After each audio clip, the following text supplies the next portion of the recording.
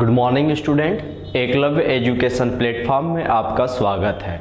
आज हम देखेंगे क्लास 10th साइंस। अब साइंस देखेंगे, इसमें देखेंगे हम पहला चैप्टर जिसमें दिया है भौतिक एवं रासायनिक अभिक्रियाएं। ठीक है, तो हम देखेंगे पहला है पदार्थों में परिवर्तन होता कैसे है। बात करेंगे हम पदार्थों में परिवर्तन से। पहला ही चैप्टर है, बेसिक चीज़ें क्लियर कर लेते हैं। पदार्थों में परिवर्तन पहला देखेंगे, पदार्थों में परिवर्तन। ठीक है, तो पदार्थों में परिवर्तन होता कैसे है इसके बारे में हम बेसिक चर्चा करेंगे। तो पदार्थ में जो परिवर्तन होता है यह दो तरीके से होता है। पदार्थ में जो परिवर्तन होता है कितने प्रकार से होता है? दो प्रकार से होता है। पहला क्या है आपका भौतिक परिवर्तन। पहला क्या है? भौतिक परिवर्तन। ठीक है, भौतिक परिवर्तन। और सेकंड होता है आपका रासायनिक परिवर्तन। क्या होता है? रासायनिक परिवर्तन। ठीक, अब हम इस पर चर्चा करेंगे कि भौतिक परिवर्तन होता क्या है और रासायनिक परिवर्तन होता क्या है। ठीक है, तो आपने देखा होगा हमारे दैनिक जीवन में आसपास में बहुत सारे ऐसे परिवर्तन, ठीक है, कुछ जो भौतिक परिवर्तन के अंतर्गत आते हैं और कुछ ऐसे परिवर्तन होते हैं जो रासायनिक परिवर्तन के अंतर्गत आते हैं। ठीक है, तो इन्हीं पर हमें क्या करना है? चर्चा करना है। जो हमारे आसपास जो हम देखते हैं उन्हीं के एग्जाम्पल के माध्यम से हम चर्चा करेंगे और हम देखेंगे कि भौतिक परिवर्तन होते क्या हैं और रासायनिक परिवर्तन होते क्या हैं। तो भौतिक परिवर्तन वे परिवर्तन होते हैं जो क्या होते हैं दैनिक जीवन में तो होते हैं, लेकिन यह परिवर्तित सिर्फ पदार्थ परिवर्तित होता है।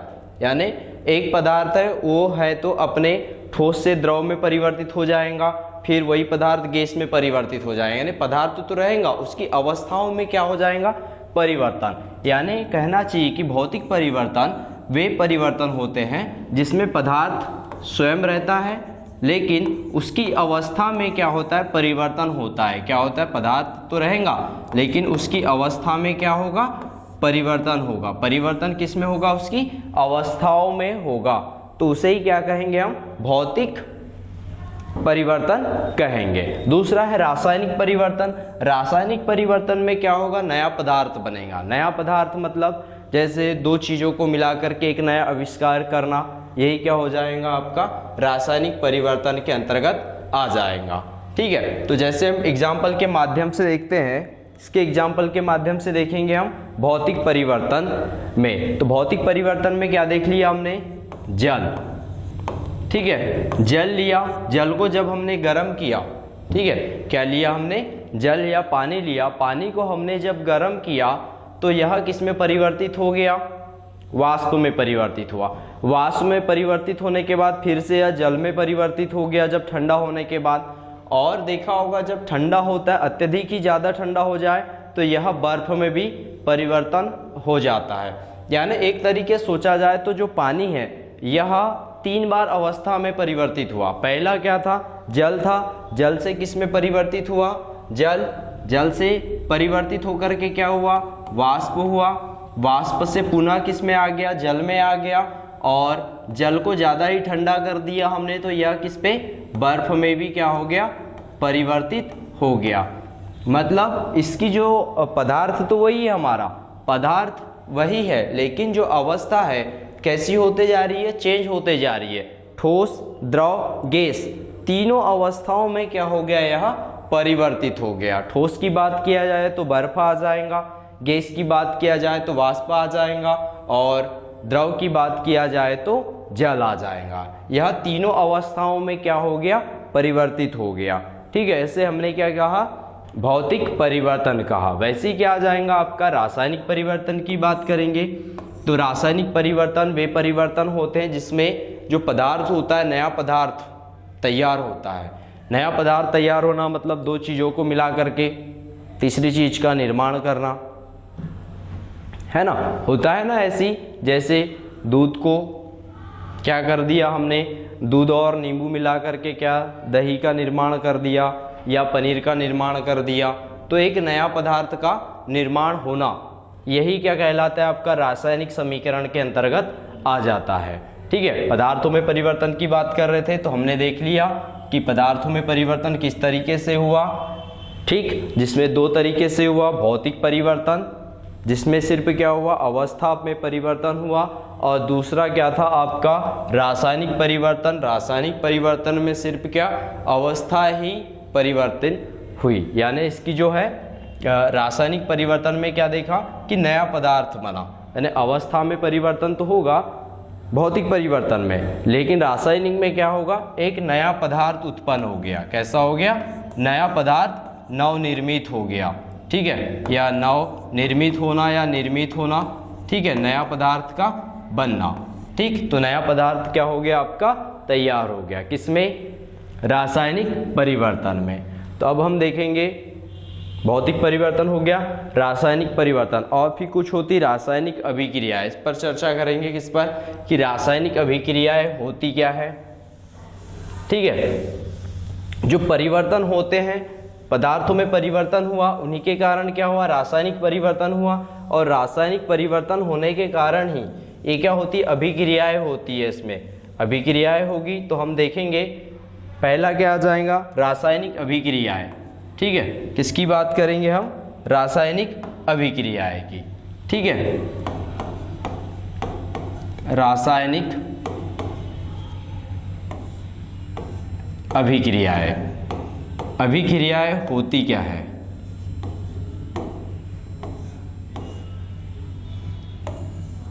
ठीक है, रासायनिक अभिक्रिया हमने देखा मैग्नीशियम एक ले लिया हमने Mg plus O2 equal MgO। ठीक है, क्या ले लिया? Mg प्लस या Mg मैग्नीशियम। ठीक, ये हो गया MgO2 और ये हो गया क्या आपका MgO। ठीक है, अब यहाँ देखो ये क्या हो गया एक रासायनिक समीकरण हो गया। यानी रासायनिक समीकरण कैसे हुआ कि इसमें दो रसायन मिलकर के ही क्या हुआ एक का निर्माण किया। इसे ही हमने क्या कहा कि रासायनिक समीकरण कहा था जिसमें दो पदार्थ आपस में मिलकर एक नए पदार्थ का क्या करते हैं निर्माण करते हैं। तो यहाँ क्या आ जाएगा मैग्नीशियम और ये वाटर जल और ये मैग्नीशियम ऑक्साइड। ठीक है, मैग्नीशियम और ये क्या आ जाएगा आपका O2 जल। ठीक, और ये मैग्नीशियम ऑक्साइड आ जाएगा MgO। ठीक है, अब यहाँ देखना ये भी देखना है कि ये जो है आपका रासायनिक समीकरण तो हमने लिख दिया। ठीक है, कि यह Mg प्लस O2 इक्वल क्या आ गया MgO। अब ये रासायनिक समीकरण को ये भी देखना है कि संतुलित है या असंतुलित है। ठीक है, क्या देखना है हमें? संतुलित है या असंतुलित है। तो सबसे पहले क्या देखेंगे हम? संतुलित चेक करेंगे कि यह संतुलित है या नहीं। ठीक है, संतुलित है या नहीं। तो ये चेक करने के लिए सबसे पहले तो हमें क्या देखना पड़ेगा कि लेफ्ट हैंड और राइट हैंड में जो दिया हुआ है इनके जो परमाणु क्रमांक यह सेम है या नहीं है। ठीक है, तो हम क्या देख लेते हैं लेफ्ट हैंड साइड में चल लेते हैं कि लेफ्ट हैंड साइड में क्या है आपके परमाणु Mg। लेफ्ट हैंड साइड किसकी बात करेंगे हम? लेफ्ट हैंड साइड की। अब लेफ्ट हैंड में देखो मैग्नीशियम Mg। ठीक, Mg में परमाणुओं की संख्या कितनी हो जाएंगी? Mg में परमाणुओं की संख्या, ठीक है, परमाणुओं की संख्या।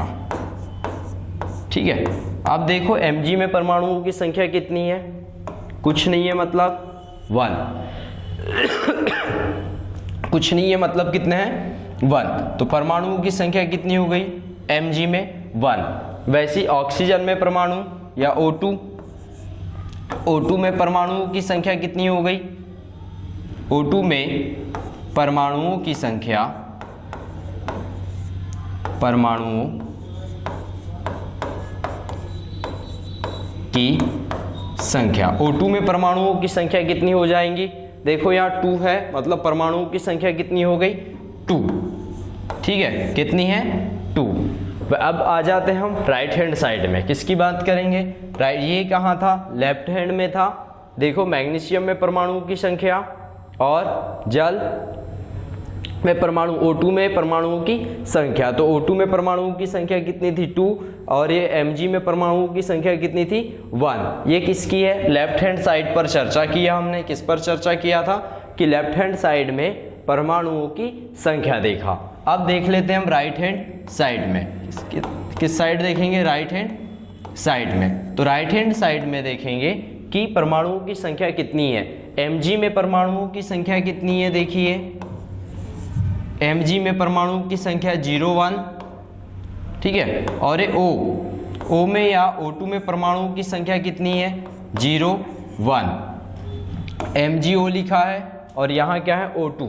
लेकिन यहाँ O में 2 परमाणुओं की संख्या है, लेकिन यहाँ परमाणुओं की संख्या कितनी है? O में 1 ही है, कुछ नहीं, मतलब 1। यहाँ परमाणुओं की संख्या 1 Mg में, O में परमाणुओं की संख्या 1, लेकिन यहाँ देखेंगे तो क्या आ जाएगा? Mg में 1 और O में कितना है? आपका परमाणुओं की संख्या 2 है। मतलब यह जो समीकरण है, ठीक है, यह पूर्ण तरीके से कैसा है? संतुलित नहीं है। तो इसे संतुलित करने के लिए करना क्या पड़ेगा? देखते हैं। पहले क्या करना पड़ेगा? जो इसके जो परमाणुओं की जो संख्या है दोनों को बैलेंस करना पड़ेगा। बैलेंस करने के लिए यानी लेफ्ट में जितने परमाणुओं की संख्या हो उतनी ही राइट हैंड में भी क्या होना चाहिए? परमाणुओं की संख्या होनी चाहिए।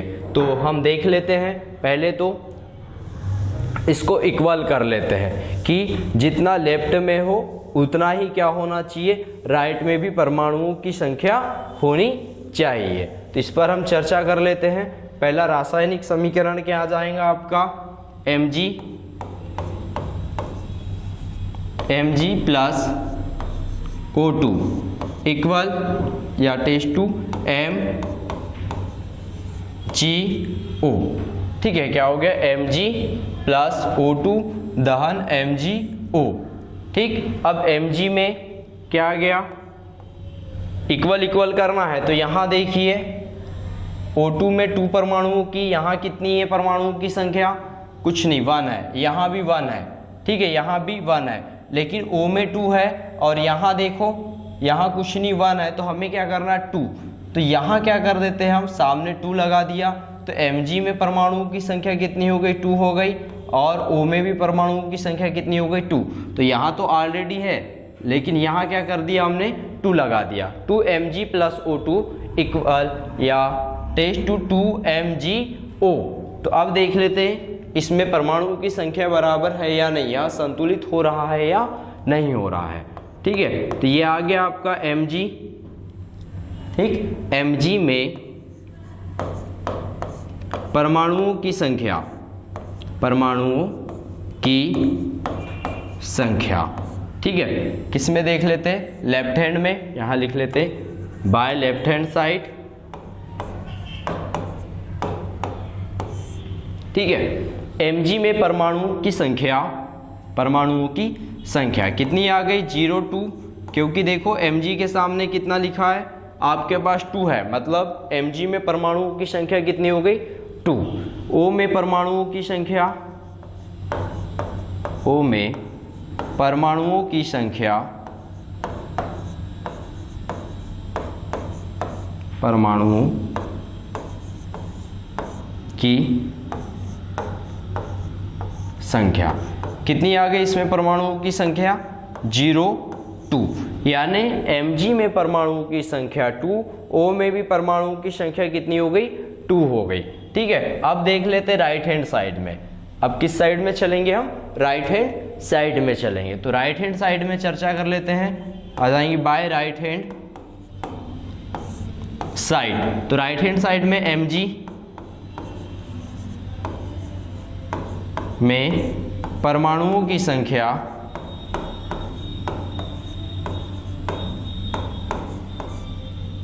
परमाणुओं की संख्या, ठीक है। Mg में परमाणुओं की संख्या कितनी हो जाएगी? देखो Mg के सामने कितना है? 0, 2, मतलब Mg में परमाणुओं की संख्या कितनी हो गई? 2। और O में परमाणुओं की संख्या, O में परमाणुओं की संख्या